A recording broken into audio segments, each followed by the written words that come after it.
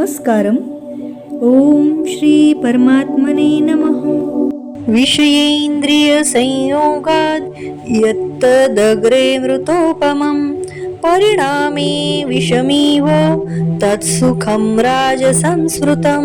जो सुख विषय और इंद्रियों के संयोग से होता है वह पहले भोग काल में अमृत के तुल्य प्रतीत होने पर भी परिणाम में विष के तुल्य है, इसलिए वह सुख राजस कहा गया है. यदग्रे चानुबन्धे च सुखं मोहनमात्मनः निद्रालस्य प्रमादोत्थं तत्तामसं मुदावृतम्. जो सुख भोग काल में तथा परिणाम में भी आत्मा को मोहित करने वाला है वह निद्रा, आलस्य और प्रमाद से उत्पन्न सुख तामस कहा गया है. न तदस्ति पृथिव्यां वा दिवि देवेषु वा पुनः सत्वं प्रकृतिजैर्मुक्तैः यदेभिः स्यात् त्रिभिर्गुणैः. पृथ्वी में या आकाश में अथवा देवताओं में तथा इनके सिवा और कहीं भी वह ऐसा कोई भी सत्व नहीं है जो प्रकृति से उत्पन्न इन तीनों गुणों से रहित हो. ब्राह्मण क्षत्रिय विशां शूद्राणां च परन्तप कर्माणि प्रविभक्तानि स्वभाव प्रभवैर्गुणैः. हे परंतप, ब्राह्मण, क्षत्रिय और वैश्यों के तथा शूद्रों के कर्म स्वभाव उत्पन्न गुणों द्वारा विभक्त किए गए हैं. शमोदमस्तपश्शौचं क्षान्तिरार्जवमेव च ज्ञानं विज्ञानमास्तिक्यं ब्रह्म कर्म स्वभावजम्.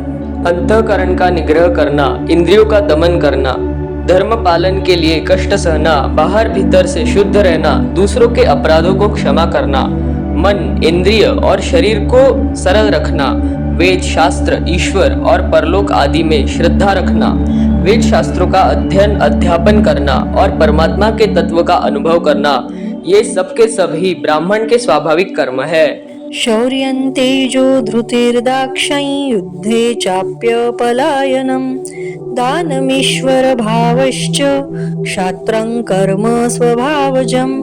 शूरवीरता, तेज, धैर्य, चतुरता और युद्ध में न भागना, दान देना और स्वाभिभाव, ये सबके सभी क्षत्रिय के स्वाभाविक कर्म है. कृषि गौरक्ष वाणिज्यं वैश्य कर्म स्वभावजं परिचर्यात्मकं कर्म शूद्रस्यापि स्वभावजम्.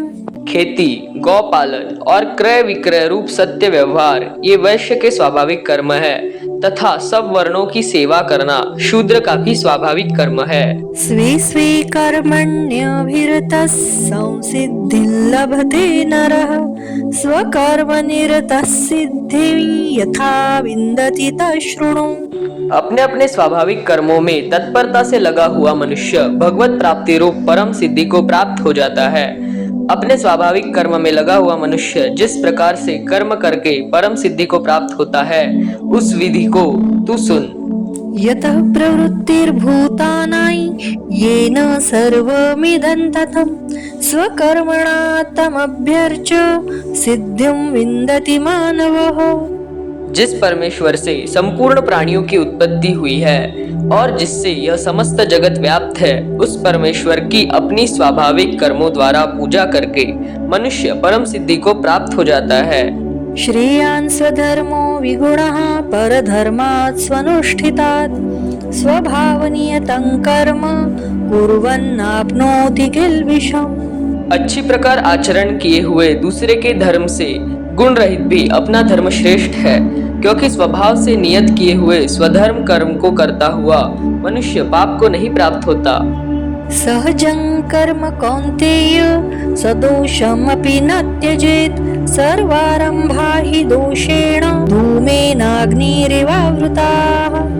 अतएव हे कुंती पुत्र, दोष युक्त होने पर भी सहज कर्म को नहीं त्यागना चाहिए, क्योंकि धुएं से अग्नि की भांति सभी कर्म किसी न किसी दोष से युक्त होते हैं.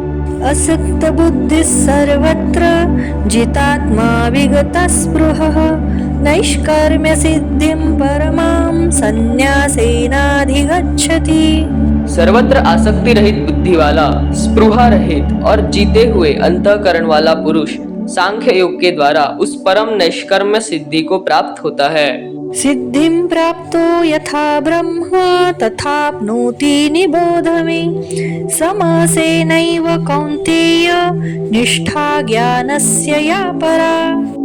जो कि ज्ञान योग की परनिष्ठा है, उस नैष्कर्म्य सिद्धि को जिस प्रकार से प्राप्त होकर मनुष्य ब्रह्म को प्राप्त होता है, उस प्रकार हे कुंती पुत्र तू संक्षेप में ही मुझसे समझ।